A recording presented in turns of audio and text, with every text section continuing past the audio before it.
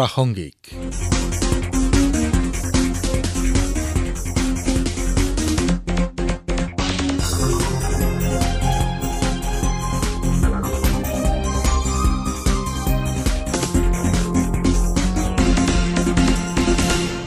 নমস্কাৰ শ্ৰোতাসকল, আজিৰ প্ৰাসংগিকলৈ আপোনালোকক স্বাগতম। আজিৰ অনুষ্ঠানত শুনক হাইলাকান্দি জিলা বন সংমণ্ডল বিষয়া অখিল দত্তৰ সৈতে হোৱা সাক্ষাৎ গ্ৰহণ কৰিছে আমাৰ হাইলাকান্দিৰ সংবাদদাতা নীলোৎপল দেৱে। হাইলাকান্দি জিলাত যিটো প্ৰধানমন্ত্ৰীৰ সপোনৰ আঁচনি আছে এক পেৰ মা কে নাম, সেই আঁচনিটো কেনেকৈ আপোনালোকে আগুৱাই লৈ গৈছে?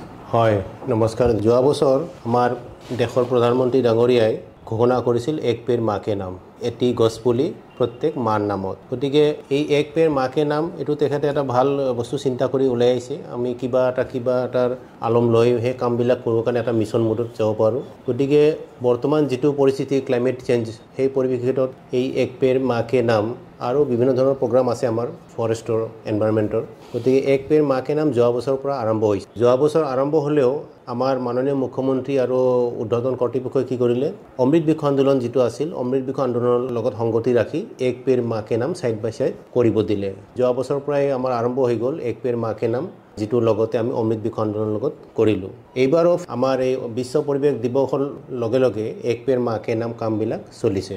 হয়, যিটো চৰকাৰৰ এটা সপোন আছিল যে 1 কোটি গছ লগোৱা হ'ব, হয়, সেই 1 কোটি গছ হাইলাকান্দিত কিমান গছ লগোৱা হ'ল আৰু এই গছবোৰৰ ৰক্ষণাবেক্ষণৰ কামটো আপোনালোকে কেনেকৈ আগুৱাই লৈ গৈছে? যোৱা বছৰ এই হাইলাকান্দি ডিষ্ট্ৰিক্টত 5,24,070টা পুলি তাৰমানে ৰেজিষ্ট্ৰেশ্যন কৰাৰ পিছত বিলি কৰা হৈছিলে। হাইলাকান্দি ডিষ্ট্ৰিক্টত 5,24,070টা। তাৰে ভিতৰত আমাৰ যিহেতু ইমেজ আমি পালোঁ, সেইটোও পালোঁ 5,24,066। ইয়াতে যিহেতু এইটো ট্ৰি আউটছাইড ফৰেষ্ট, মানে বাহিৰৰ বৃক্ষৰোপণটো প্ৰমোট কৰাৰ কাৰণে এই প্ৰগ্ৰামটো অমৃত বৃক্ষ আন্দোলন, ইয়াত চিভিলিয়ানসকলে লগাইছে নিজৰ ঘৰত, স্কুলত, ৰাস্তা ঘাটে সকলোতে। গতিকে ইয়াৰ দায়িত্ব চৰকাৰে বা আমাৰ ফালৰ পৰা দিয়া হৈছে প্ৰত্যেক ইণ্ডিভিজুৱেলক। আৰু যিখিনি SHG বা বাকী যিখিনি এণ্টিটি আছে, তেওঁলোকে এইটো 3 বছৰ হোৱাৰ লগে লগে এটা ভাল লোন, চৰকাৰী লোন পাব। গতিকে চৰকাৰে সেইটো এটা সুবিধা দিছে। এই গছবিলাক যাতে আমি প্ৰত্যেকে পাব্লিকে য'ত ৰিজাৰ্ভ ফৰেষ্টৰ বাহিৰত লগাইছে বা লগোৱা হৈছে, তেওঁলোকে বেনিফিটো পাব। আৰু ৰক্ষণাবেক্ষণৰ দায়িত্ব এইটো যোনে লগাইছে তেওঁলোকৰ নিজৰেই। তেতিয়াহে গছবিলাকৰ প্ৰতি যত্ন আহিব আৰু মানুহে কিবা পোৱাৰ আশাত নিশ্চয় কিবা যত্ন ল'ব। গতিকে এই প্ৰগ্ৰামবিলাকৰ সংগতি আছে আৰু আমি দেখিছোঁ এই যিটো চৰকাৰৰ যিটো আদৰ্শ বলবৎ কৰিছে, এইটো পজিটিভ ডিৰেকশ্যনত গৈছে আৰু ক্লাইমেট চেঞ্জত এইটো এটা বিৰাট কণ্ট্ৰিবিউশ্যন। গতিকে চৰকাৰক ধন্যবাদ। অমৃত বৃক্ষ আন্দোলন মানে অমৃত শব্দটোৱে মহৎ শব্দ। গতিকে এইটো এনভাইৰনমেণ্ট ফৰেষ্ট বুলি অকল ডিপাৰ্টমেণ্টেই ৰক্ষণাবেক্ষণ দিব নোৱাৰে, পাব্লিকৰ সহযোগ লাগে। আমাৰ অসমীয়াত এটা কথা আছে, ৰাইজে নখ জোকাৰিলে নৈ বয়। গতিকে কথাটো হয়।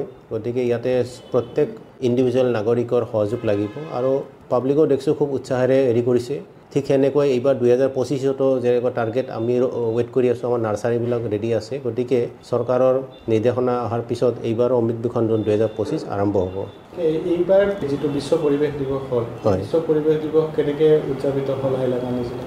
বিশ্ব পৰিৱেশ দিৱস আমি হাইলাকান্দিতো অন্যান্য অঞ্চলৰ লগত পালন কৰিলোঁ। প্ৰথম আমি ৰাতিপুৱাই ডিষ্ট্ৰিক্ট কমিশ্যনাৰ হাইলাকান্দি আমাৰ DC ছাৰে লগালে, DDC, ADC তেওঁলোকে লগালে তেওঁলোকৰ কেম্পাছত। লগতে ভাল খবৰ যে judicial magistrate, honourable district and session জাজ, অনাৰেবল চিফ জুডিচিয়েল মেজিষ্ট্ৰেট বা বিভিন্ন কোৰ্টৰ মেজিষ্ট্ৰেট ছাৰ বাইদেউসকলেও খুব আগ্ৰহেৰে ৰাতিপুৱাই গছপুলি লগাইছে আৰু আমিও ৰাতিপুৱাৰ পৰা ব্যস্ত আছিলোঁ। তাৰপিছত আমাৰ হাইলাকান্দিত গ্ৰীণছ বুলি এটা NGO আছে, পৰিৱেশৰ লগত সদায় তেওঁলোকে জড়িত। তেওঁলোকৰ কৰ্মকৰ্তা, সাংবাদিক কিছুমানো আছে হাইলাকান্দিত। এই সাংবাদিকসকলেও আমাক সহযোগ কৰিছে। তেওঁলোকৰ আগ্ৰহেৰে গছপুলি নিচে বিভিন্ন ঠাইত লগাইছে, টাউনত লগোৱা হৈছে। হাইলাকান্দি লালাৰ মিউনিচিপালিটি অফিচাৰ যিখিনি আছে, তেওঁলোকে ৰাতিপুৱাৰ পৰাই গছপুলি লগাইছে, বিভিন্ন স্কুলত লগোৱা হৈছে, আমাৰ ফৰেষ্টত লগোৱা হৈছে। ইয়াৰ বাহিৰেও আমি কি কৰিছোঁ, আমাৰ ফৰেষ্ট ৰাইট এক্ট বুলি যিখন আইন আছে, বন অধিকাৰ আইন 2006, ইয়াতে আমাৰ এৱাৰনেছ কৰাৰ কাৰণে চেণ্ট্ৰেল গভৰ্ণমেণ্টৰ পৰা এটা পৰামৰ্শ দিছিলে। ঠিক তেনেকুৱা ডিষ্ট্ৰিক্ট কমিশ্যনাৰ হাইলাকান্দি আমাক পৰামৰ্শ দিছিল যে এৱাৰনেছ প্ৰগ্ৰাম কৰিব লাগে ভিতৰি গাঁওবিলাকত বা ফৰেষ্টত। তাতেও আমি কি কৰিলোঁ, এই পৰিৱেশৰ লগত সংৰক্ষণ আহি আমি নিজে কৰি লৈছোঁ কি, এই এৱাৰনেছ মিটিংবিলাকত আমি এক পেৰ মা কে নাম বস্তুটো টেগ কৰি দিছোঁ। গছপুলি আমি যেনেকেই নহওক চান্স ল'ব লাগে লগাবৰ কাৰণে।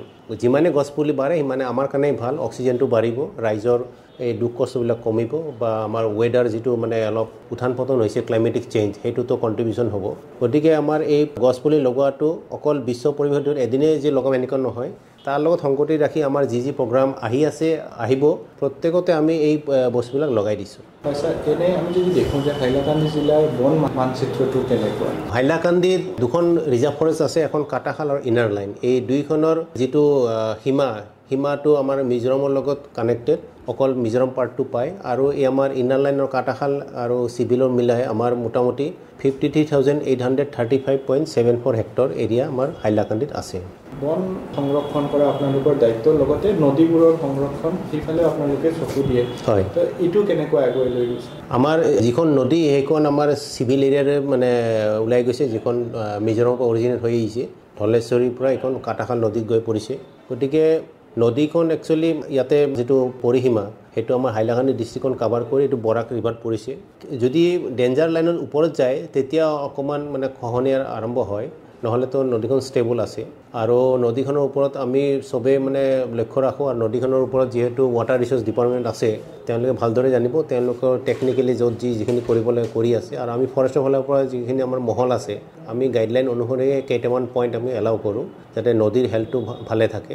আৰু এতিয়া এইবাৰ আৰু এটা ভাল কথা আপুনি যিহেতু কৈছে নদীৰ কথাটো, এইবাৰ নদীৰ অসুখ বুলি মানে আমাৰ হাইলাকান্দি ডিষ্ট্ৰিক্টত প্ৰশাসনৰ পৰা মানে ষ্ট্ৰীট প্লে বাটৰ নাট কৰা হৈছিল যে মানে নদীখনৰ অসুখ হৈছে, মানে নদীৰ অসুখ। ইয়াতে হাইলাকান্দিৰ শিল্পীসকলে আমাৰ ফৰেষ্টৰ লগত মিলি দুই ঠাইত, হাইলাকান্দি টাউন আৰু আলগাপুৰত দুই ঠাইত য'ত মানুহৰ সমাগম আছে পাব্লিক প্লেছত, এই পৰিৱেশ লৈ প্ৰগ্ৰামৰ কৰোঁতে আমাৰ নদীৰ অসুখ বুলি কৈ এটা ছাবজেক্ট মেটাৰ লৈ তেওঁলোকে বাটৰ নাট কৰিছিলে। এইটোত পাব্লিকৰ বিৰাট সঁহাৰি দেখিছোঁ। কোৱাৰ লগে লগে মানুহ আহি বুজি চাই গৈছে। আৰু এইবাৰো আমাৰ যিটো বিশ্ব পৰিৱেশ দিশত যিটো এটা থিম আছিল সেইটো হ'ল বিট প্লাষ্টিক পলিউশ্যন। গতিকে প্লাষ্টিক আমি ৰাইজক সদায় বুজাই আছোঁ, প্ৰশাসনৰ চেষ্টা কৰি আছে আমি প্লাষ্টিকটো বৰ্জন কৰিব লাগে। তাৰ সলনি যিটো অল্টাৰনেটিভ আমাৰ কাপোৰৰ বেগ চেগ এইবিলাক ল'ব লাগে।